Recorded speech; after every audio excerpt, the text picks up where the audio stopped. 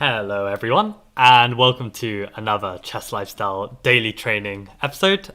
We are supposed to train 38 minutes today, and our time starts pretty much now. We are up to 2,258 subs, so let's find out exactly how many minutes that is. Okay, so we're up to 37.6. Solid. Okay, let's begin. How is everyone doing? Okay, hopefully we're live and this is going to work. Okay, let's get into it. So I think today, let's find out. Yeah, what I want to do today is I just want to do some blind tactics again. Get up to maybe I'll start on 10 this time and see how far I go. At least get to 15, and then maybe if I feel like something different, I'm gonna switch to chess mood and do a few more of these kind of basic tactics. So let's just begin, shall we? And yeah, if anyone has any questions as we go, you're welcome to write in the chat and we can discuss. So yeah, I think let's actually start. You know what? Let's start with 4, and we'll go up in 2s this time, just to be a bit quicker, and we'll see how far we get. So we've got bishop d4 check, king h1, queen b3, and queen c6. Okay, so in that position, okay, I was going to evaluate the position, but I've already kind of seen the answer in the sense that, okay, there's a back rank problem. We can simply take and then mate. This looks like very conclusive. So let's just go for that. Okay, so let's move it up a notch. Let's go to 6. Okay, so in this position, we've got knight takes c6. Okay, for some reason, they don't take back our knight and play knight e3.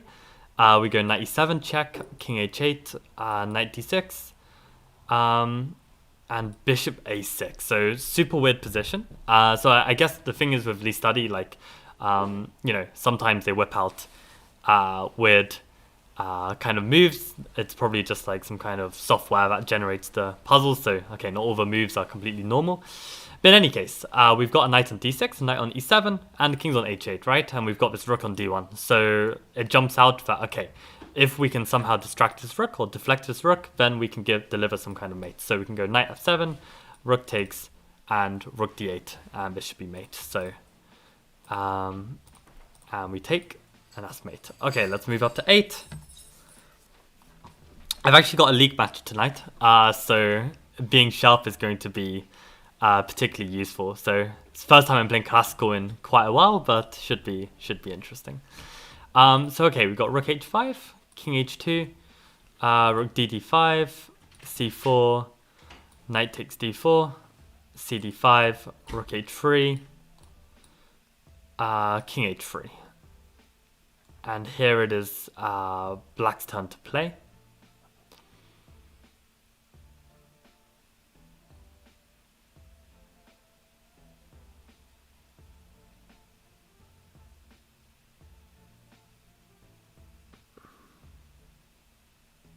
Okay, wow. I'm already struggling to like visualize the position. I did much better yesterday.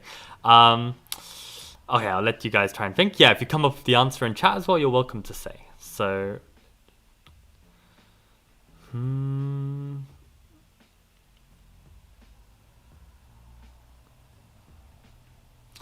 okay, so I'm seeing that we could do queen h5 check, which would force king g3.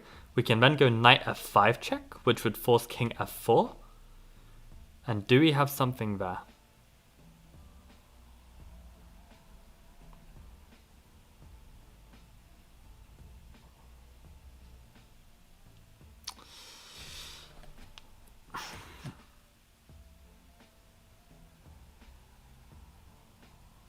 Oh, God. You know when you just have like brain fog and you can't calculate. I think this is like why this training is really good, right? Because I think on a good day everyone can calculate well, and I think it's also like this training is also about like improving your chess when you're not at your best as well. So I think this is good practice.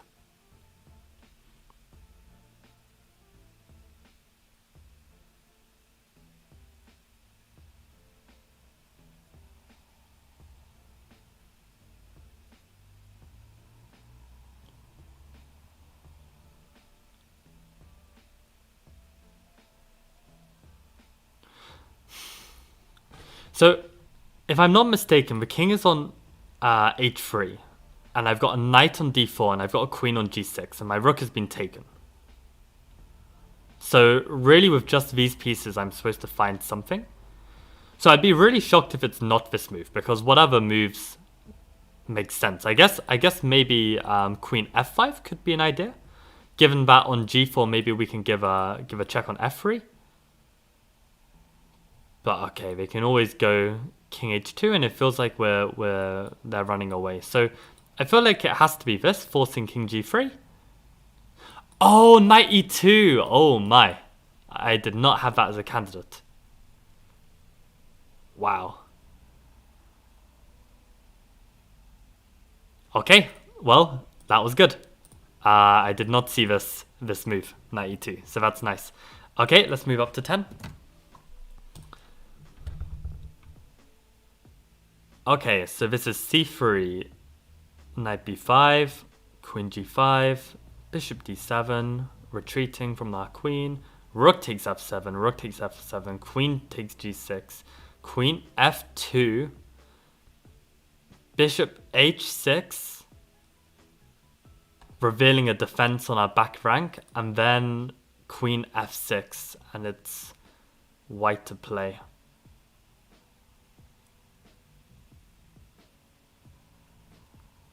I'm going to go through that one more time. I just really want to see the pieces crystal clearly on the board. Make sure I have everything.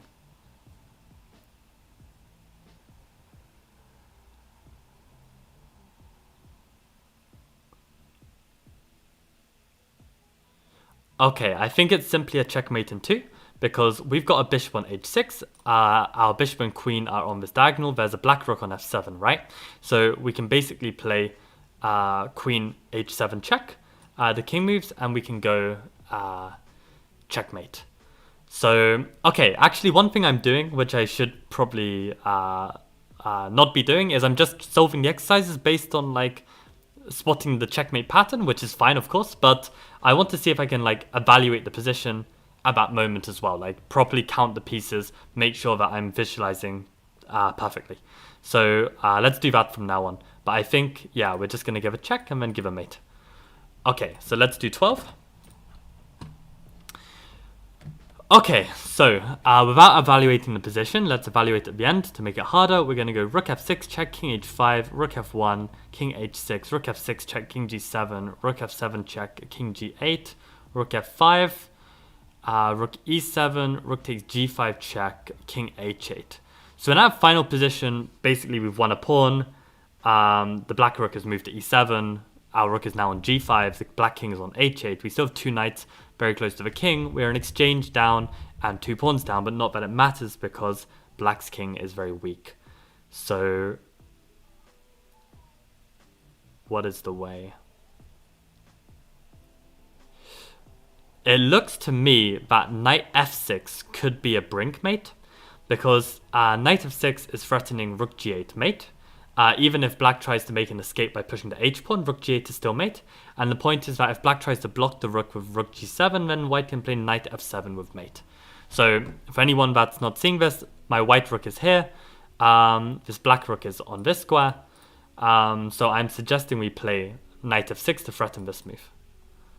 And I don't think there's a way to stop it. So it looks good to me. Correct. They played rook g2, which is just like a 1-move check. We can just take that. And now they tried to block with rook g7, but now we have a mate, because we can just, play knight f7, and when they take, we can mate, right? So we can play this, they take, and mate. Very nice. Okay, let's move to 14.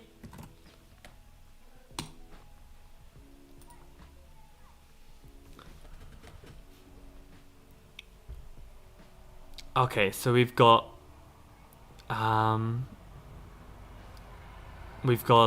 rook h8, rook h1, rook e7 check, king d2, rook h5, rook f8, king c7, rook g8. Okay, wait. Rook h8, rook h1, rook e7, king d2. Rook h5, rook f8 check, king c7, rook g8, b6, g6, rook f5, rook h2, rook f3. Oh my god, this is actually, there are too many rook moves. I'm getting confused. Okay, I'm gonna try one more in my head. Rook e1, rook e7, rook f8, e7, rook g8, e6, g6,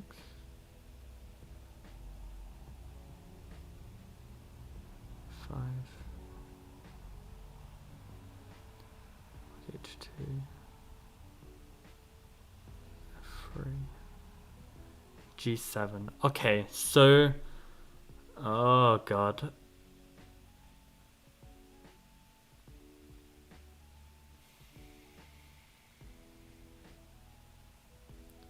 I'm so confused. Because yeah, I thought there's like a rook on h5 for black, but white is playing like rook h2 at the end. And black is straight up ignoring it with rook f3. Like, am I missing something? Like, why didn't white just take the free rook? I don't know if I'm calculating it wrong. Okay, let me cheat with arrows. Rook h8, rook h1, rook e7 check, king d2, rook h5, right? And then there's rook f8 check, king c7, rook g8, b6, g6, rook f5. Oh, that's why it's not. I see. The rook. That's why I was getting confused in the calculation. There's no rook, black rook on f8 or f7 that can move there. The black rook is on e7, so it's this rook that is coming to f5. I see. That makes a lot more sense. So now rook h2 makes a lot more sense for white. Yeah, this should be here, I think. Right? Oh, why is this so confusing? Yeah. Right? Oh my god, this is actually so hard. This is so hard. Okay, let me go one more time. Rook h8, rook h1, rook e7 check, king d2. Rook h5, rook f8, king c7, rook g8. Okay, so white rook's on g8. b6, g6. This rook comes to f5. And so, oh, rook h2. I was thinking h7. No wonder I was getting confused. Okay, I need to learn how to, what notation means. Rook f3. Okay, and then g7. Okay, fine. So we've got a white rook on g8, a white rook on h2, and a white pawn on g7. We've got a black rook on e7, and a black rook on f3, and the white king is on d2. So as a result, it's simply a mate in two. We just go rook takes d3 check, the king moves to c1, and rook e1 checkmate. So okay, that's nice that it was a simple tactic in the end. But yeah, all those rook moves were really doing my head in terms of keeping track which rook is where. So yeah, looks like it's just a mate. Nice. Okay, let's actually see how far Lee study tactics go. I'm actually not sure. I think there's a point at which it caps out. Yo, Milora, what's up? How's it going? Welcome back to another episode of tactics training for us tactical rats. My plan was to do a bit of blind tactics and then switch over to the chess mood. But yeah, I'm kind of feeling the blind tactics, so let's just do a few more. So we've got rook h6, rook g1. Oh, let me do without the arrows. Like I'll try first. So rook h6, rook g1, rook h c6, rook e1, king f7, rook okay, wait, rook h6, rook g1, rook h c6, rook e1, king f7, rook d7 check, king f6, rook e2, rook c2, trading rooks maybe, rook d2, okay, rook 2 back to c5, okay, king f3, a4, king e4, rook e5 check,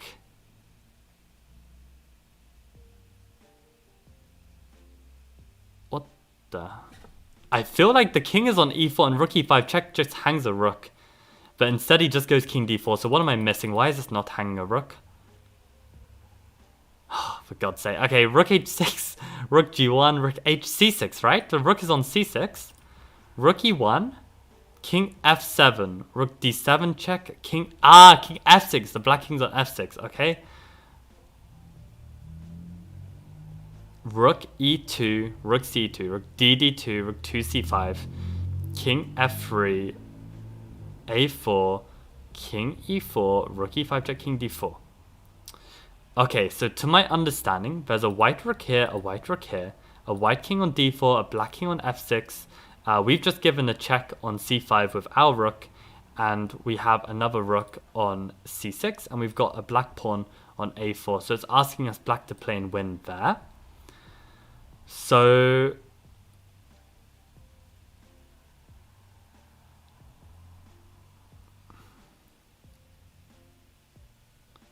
again, it's a checkmate in 2, because we just play rook c4 check.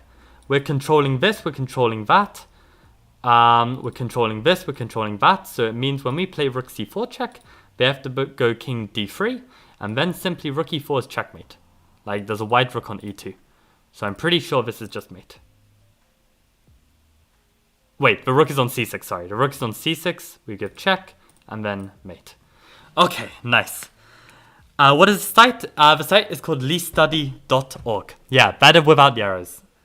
Okay. Yeah, exactly. If you draw arrows, it's kind of cheating. But I actually wonder, like, you know, if you care about online chess enough, maybe it's just an asset. Maybe we should just practice drawing arrows, and then when we're playing games, we should just draw arrows and like improve our calculation ability tenfold. But I don't know. Maybe that's defeating the point, right? Like maybe we should just not do that. But okay, let's actually move on to 18. Oh, is that gonna... Okay, I think, yeah, they've added a few moves. So we're literally playing a whole game in our head. Is this actually 18 moves? 2, 4, 6, 8, 10, 12, 14, 16, 18. Okay, it is. It is 18 moves. I don't know when leestudy.org maxes out, but I guess we'll see. So this is a Caro-Kann, which is nice because then at least I understand a bit what's going on. So it's knight g3, bishop g6, knight f3, e6, bishop d3, knight f6, bishop takes g6, h takes g6, bishop g5, I'm way out of book already, bishop d6, knight e4, bishop c7, queen d2, knight b d7, queen b4, bishop a5, knight d6 check, king e7. Okay, so instinctively, like, you know, my queen is on pre, there's a knight and there's a king, so I've got discovered check. Instinctively, I feel like the answer has to be either knight c8 or knight f5, because that would be a double check, which forces the king to move, and then I've probably got some follow-up, right? But I want to do more than that. I want to evaluate the position and make sure I see where every single piece is, right? So let's go one more time. Knight g3, bishop g6, knight f3, e6, bishop d3, knight f6, bishop takes, h takes, bishop g5, bishop d6, knight e4. Yeah, the light square bishop is gone. Okay, knight e4, bishop c7, retreating, queen d2, knight b d7, queen b4. Okay, bishop a5, knight d6 check, king e7. So there is a knight, a black knight on d7, a black bishop on a5. We've got a white queen on b4, a white knight on d6. There's a black pawn on e6, a black king on e7. These pawns have doubled, and there's a knight on f6. And this bishop is long gone, right?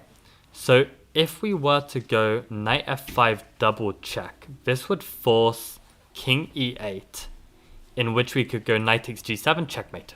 Okay, nice. Oh, I forgot there's a bishop on g5, not that it matters. So just knight f5 and then knight g7. Nice. Okay, do you have any tips for notation? I still have problem reading it. It takes me a lot of time to know what is happening. Right, yeah, this is actually the thing. Like, one thing is being able to calculate and one thing is actually reading and seeing. So what I would recommend with notating is, I mean, the way that most people improve at notating is that they just notate their games when they play. Like, if you're not playing much classical, maybe just try playing some classical online, like half an hour chess or something, and just get a scorebook. Even if it's not like a real scorebook, let's say it's just like some lined paper like this. You can just draw a line down the middle and write the moves as you go. And then, okay, you can compare it with the actual Lichess score later and just see how you're doing. Just do that like maybe 10 times and you'll already be able to like follow the notation much faster. In terms of like speed, like seeing the squares quickly, one thing I can recommend is something called Magnus Trainer. It's this app and there are lots of mini games, and one of the mini games is to do with like the squares on the board. So I would recommend trying the mini game out and just getting really fast at like working out where the squares are. I think there might even be a Lichess feature of learning the notation. Let's have a look. Knockout match tomorrow, Lucas. Let's go. Good luck. I have a league match tonight as well, actually, so that's gonna be fun. But yeah, what's the team looking like? How is bottom board looking? Are they in shape or are they gonna get wrecked? So puzzles, learn coordinates. Maybe it's here. Okay, find a square. Yeah, maybe we can doing this. So what is this? Okay, let's see how this goes. E1. Oh my god, F3, G6. Yeah, so actually, Milora, I forgot exactly what your name was for a second. Maybe doing this would be good. Just some kind of probably I need to do this a bit as well. I'm actually slower than I thought I'd be. But yeah, this would probably speed you up. And maybe I would say you should aim to get to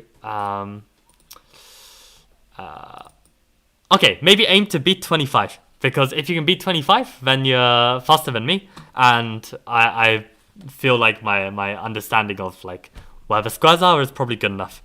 So see if you can try and beat 25 in 30 seconds as a goal. I actually want to do that one more time. That was kind of fun. You tried this as well? Aha, right. Okay, well, just keep doing it. Like, okay, you'll probably get like 5 in the 30 seconds at first, and then you'll just speed up, right? Let's see if we can break like one per second. Let's see if we can get to 30. Okay, H4, F2, C5, H8, F6, H3, A5, C7, C6, D1, B5, A1, G4, H2, G6, B6, E3, C6, D3, C1, G1, E3, A4, B7, E3, B1, G2, A1, F5, E2, H1, B6, D1, C8, D3, C4, E1. Okay, we beat our score. That's good. Okay, Milora, you can definitely get 25, like with a bit of work. Like just keep practicing. Like do this like a couple times a day, and yeah, you'll see it for sure. Right, never played over the board. Yeah, honestly, I would really recommend knowing the squares, because actually when you calculate, it can be very good as like kind of signposting to like your visualization as to where the pieces are. Because if you can be like, okay, I've got a knight on G5, you know where that square is. You're not just like, oh yeah, I've got a knight on that square, and then a queen on that square, a bishop on that square, and then, okay, what does that square mean? You're just going to forget, right? So just having it all like as a coordinate, it definitely helps like put where it is in your head, I think. Okay, we got this one right. Let's finish on a 20 and then let's do some chess mood if we've got some time. Okay, we've got like 15 minutes. Okay.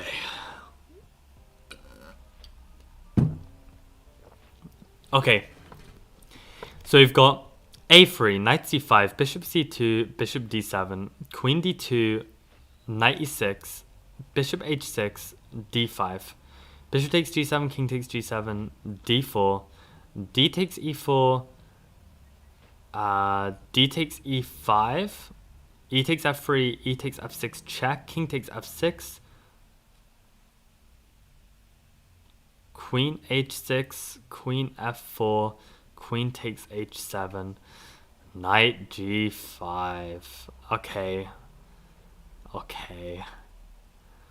I didn't even think we could go knight g5. I thought we lost that knight. So that means this knight must have like... Oh no, it's black's knight to g5, right.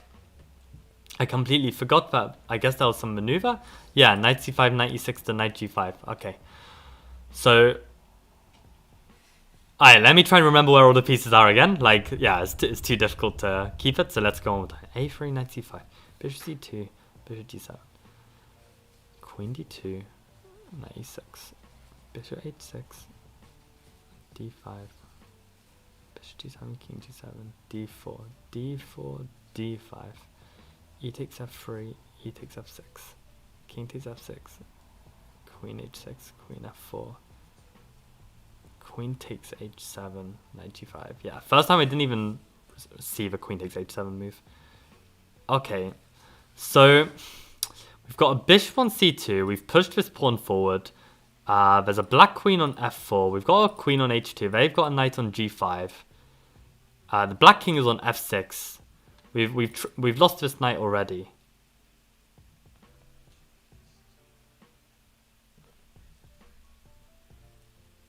And we need a move.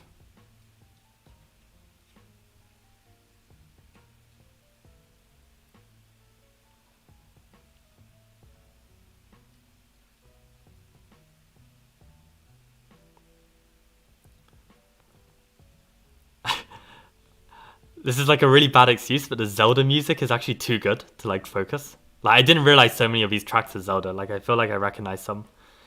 I actually never played Zelda, which was probably the biggest mistake of my childhood.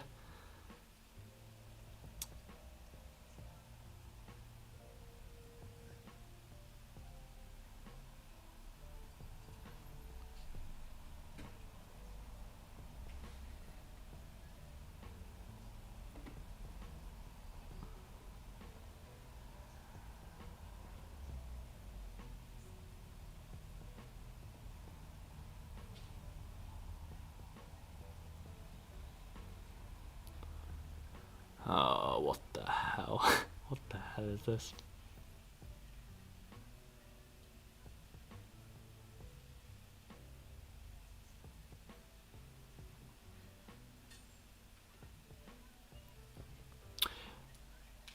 You know what? Knight h5 check might be like some kind of like special move.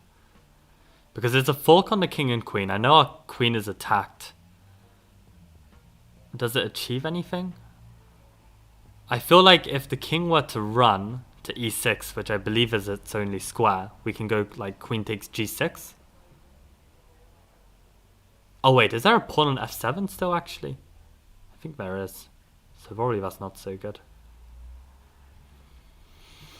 Okay, let's I'm gonna run through the moves one more time in case I'm like forgetting one critical piece somewhere. So a3, knight c5, bishop d2, bishop d7, queen d2, knight e6, bishop h6, d5, bishop g7, king g7, d4, d4, d5, ef3, ef6, king f6, queen h6, queen f4. Nah, this is so hard. This is so hard.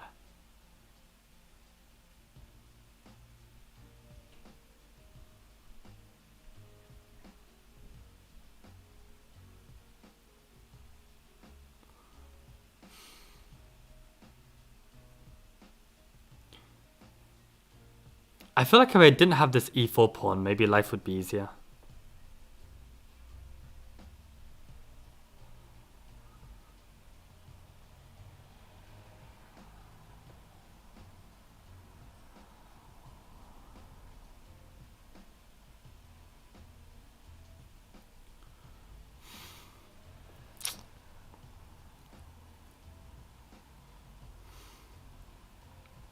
I mean, knight h5 is literally the only check that, like, okay, I can find checks that lose a queen.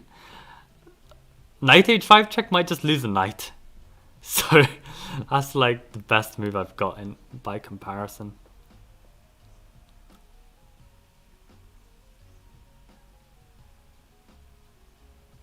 Any ideas, guys?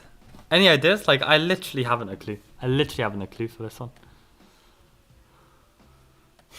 Queen g6. Okay, let me try and look at this. So a3, knight c5, bishop c2, bishop d7, queen d2, knight e6, bishop h6, d5, bishop takes g7, king takes g7, d4, de4, de5, e takes f3, e takes f6, king takes f6. Oh, yo, the e file is open because like the black pawn took on e4. I completely forgot. So, oh, that changes everything. Okay, so e takes f6, king takes f6, queen h6, queen f4, queen takes h7, knight g5. Okay, we've got an open e file. Oh, that makes life so much better.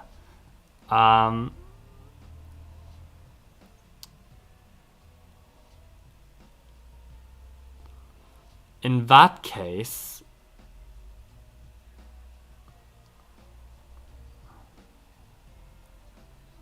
oh, then it's just mate in 2, because knight h5 check, the king literally can't move anywhere because we're controlling these 3 squares. This square is covered. The bishop on c2 covers this square, and the black knight is on g5. So that means black is forced to play pawn takes, in which queen h6 is just checkmate, because there's a knight on g5, so the queen on f4 can't take on h6. So yeah, with this, with an extra 3 squares controlled by our rook, yeah, okay, that makes it a lot easier. So I think it's just knight h5. I have a feeling, Lucas, that takes on g6 doesn't work because they've still got the f pawn. So I think sacking the queen would be too much. But I think, yeah, my intuition was right. Sacking a knight is good enough to win. So yeah, solid. Okay, that was the 20 move tactic. That was pretty sweet. Okay, we know that we can go even further next time. Let's finish up with just like one section of chess mood, and then I think I'm gonna have to get moving. So let's do this windmill. This one should be actually pretty quick, actually, because windmill, like, what is there to know? Okay, champions, now we start the test video. The examples are gonna be not super simple, so if you are not very fresh, please refresh yourself and come back. Okay, let's go. The first example, the last move, black played e4, forking us, and here we have option to play queen c3, this way attacking the g7 pawn, and black will not have time to take the f3 rook, or to play rook g3 and sacrifice the queen. Which one? Okay, so, I mean, given that the tactics are windmill, like rook g3, like, definitely seems to be the move, but let's try and think, actually. So, for anyone that doesn't know what the windmill is, it's basically a tactic involving the bishop and the rook, where basically you can set up a recurring kind of position where you keep the opponent in check while you hop off and do a bunch of different moves to gain material or whatnot. So, yeah, okay, like this is... that's probably the worst explanation ever of what a windmill tactic is. I think we're just gonna have to see it and then do it. Impressive, difficult one though. Thank you, Shaq Betrachtungen. I actually don't know what Betrachtungen means then. I'll need to perfect my Deutsch. Chess Betrachtungen. Some study of something maybe. I don't know. But yeah, you know what, actually, the fact that this is day 7 means that this has been a week of training tactics and calculation. And I think that is actually the most consistent training I've ever done for tactics or calculation in my life. So yeah, if we can take anything from this process, we can at least take that. So that's pretty cool. I mean, like, I've never been able to stick with any kind of tactics training. Even the CTR 4.0, I was doing that for some time. Okay, maybe more than a week, like, overall, but... even that, like, I eventually burned out. But I think, like, you know, forcing myself to make these streams, like, you know, I can't not do a day. At least, like, I've always found, like, some 38 minutes in the day. So, yeah. Considerations. Okay. Chess considerations. Okay, I like it. I mean, if his channel wasn't called Chess Lifestyle, it would probably be Chess Reflections or something. So, probably thinking along the same train of thought. But okay, I'm distracting myself now. So, okay, queen c3.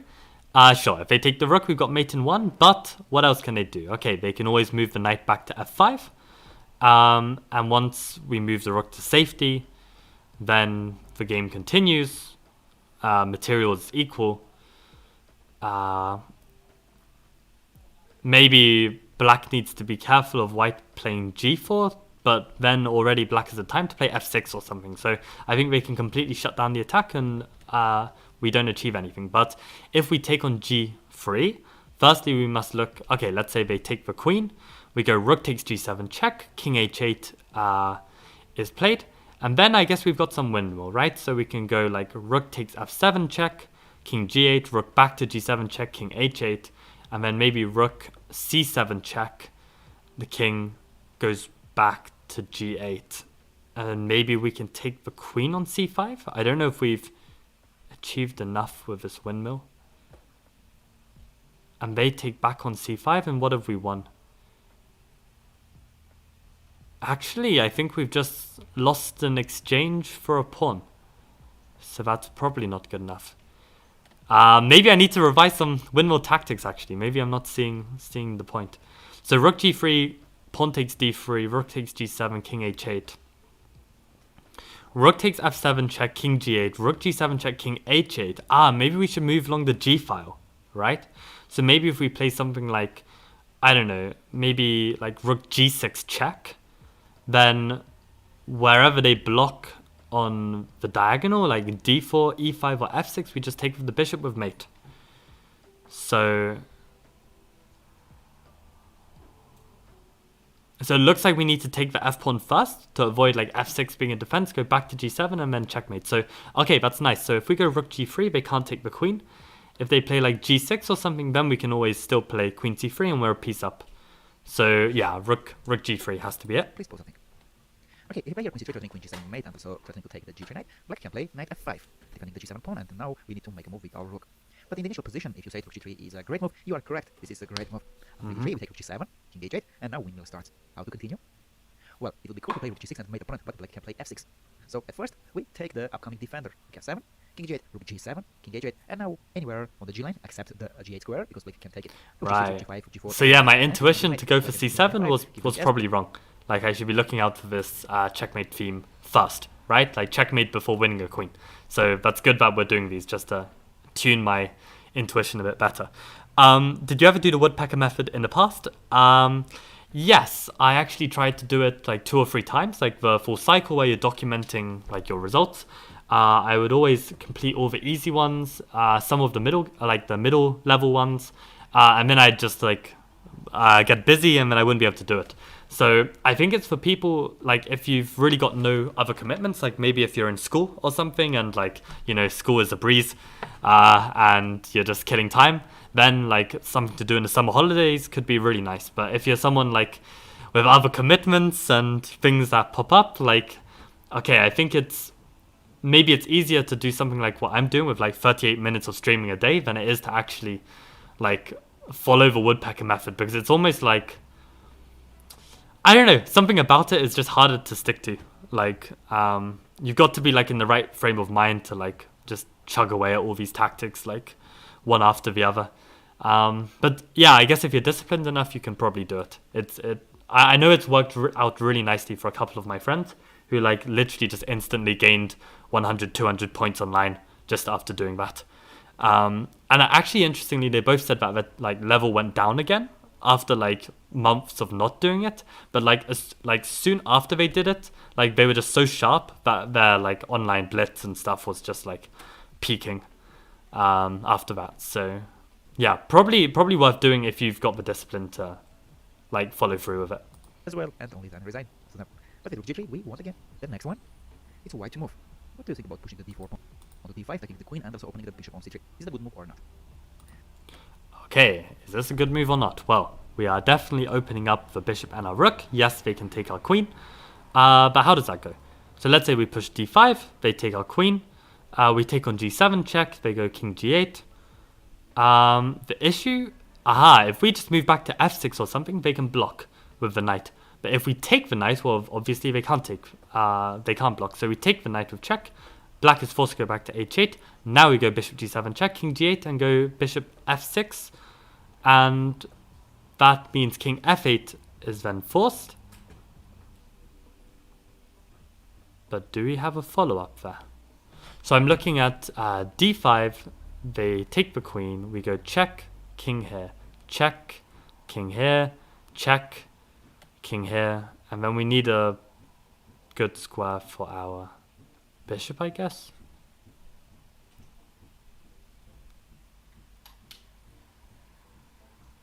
But it's not so important that we mate because our pawn on d5 is actually attacking their queen. So once we go bishop f6 check and they go king f8, we can take the rook with check, king takes, and then take the queen. And I think we're going to have a rook and knight against a bishop.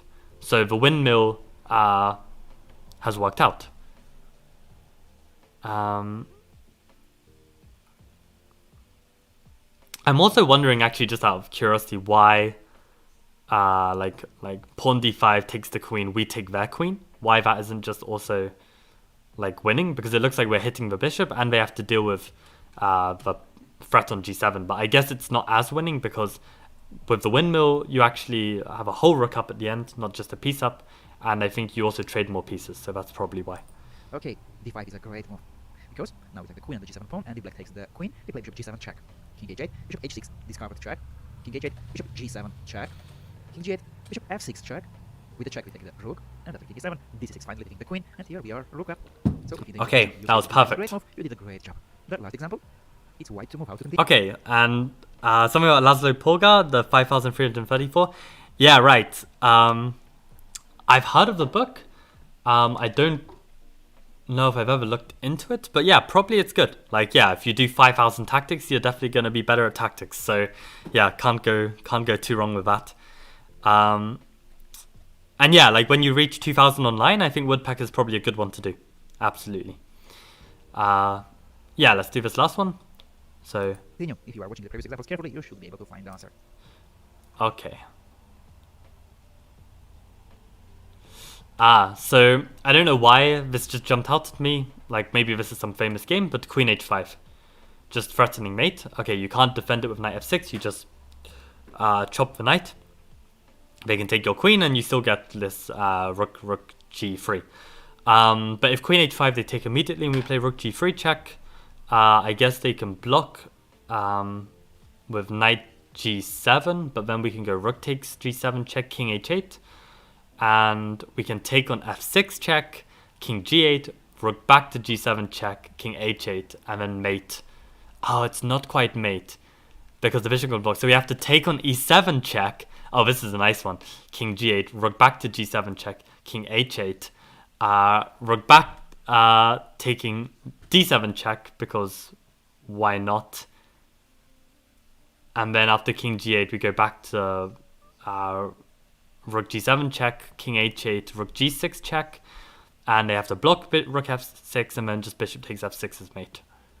So that seems to be good. Aha, okay, can endorse the Polgar book. Nice, Alvin. And that's cool that you're a teacher as well, chess teacher as well. That's awesome. Yeah, do you have any other books for beginners you can recommend? Like any like standout books that you're like, so glad that I knew about this book. But yeah, queen h5 looks like the way. Okay, we can play queen h5. The idea you have seen in the previous videos. You want to play queen h7 mate. Knight f6 doesn't help. Bishop f6 will take the defender of the h7 pawn. And after g h5, rook g3 check. Almost mate. After knight g7, rook g7. King h8. Now rook g3, rook g6. This one doesn't work because black can play f6 and it's not going to be mate. So first we remove these pieces. Rook f7. King g8, rook g7, king h8. Now rook g6 doesn't work as well because there is bishop f6. So that was the realization I had. On f8. So we take the e7 bishop. King g8. Now we cannot play rook g7 backhands and rook g6 mate because black will take. Oh, because they'll take. Oh my god! So I made that mistake. I said rook g7 back, king h8, and take the queen, and then we have this mate. But no, it was too careless. So okay, it's really good that I'm doing these windmill tactics. But actually, yeah, I'm completely messing these up completely. So yeah, I clearly haven't ever like practiced these tactics. So yeah, I guess you just take the queen and say happy days, we're up material. So yeah, I hope I would find that after seeing the position in front of me, but yeah, I should be able to visualize that as well. Take the queen, and now we are 2 piece up. Okay, nice. Well, Now we have completed the windmill, and that means we have done 10 sections on stream of this chess mood. And okay, we've got like 30 in total, so okay, this is good progress. Yeah, Polgar book great. There's no notations, so even better. And for tactics, I really like Chess Tactics from Scratch. I haven't heard of this book.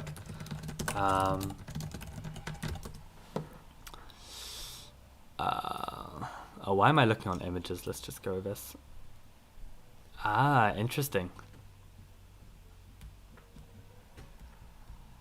But even the remaining 1% still depends on tactics. That's quite funny. But yeah, cool. No, I hadn't heard of this. Do you know if I recommended it to a child, would they be able to understand it and flick through it, or do you need is it more like for a teacher to take examples out of and give to the students? Like what type of book is it? Like, because actually it's the books where a kid can self-study. These are like the really good books that I want to try and find. Because I've got some kids who are probably keen enough to self-study, but like their English, like, I don't know, they're like 7 years old and they can barely string a sentence together, like writing or reading wise. So yeah, chess books like that they can read are like really, really good. But this is cool. I'll look into it. Thank you, Alvin. But yeah, for today, I think that is all. We have done some blind tactics. We've done some chess mood. We've discussed some nice books. And unfortunately, I do have to leave. So sorry,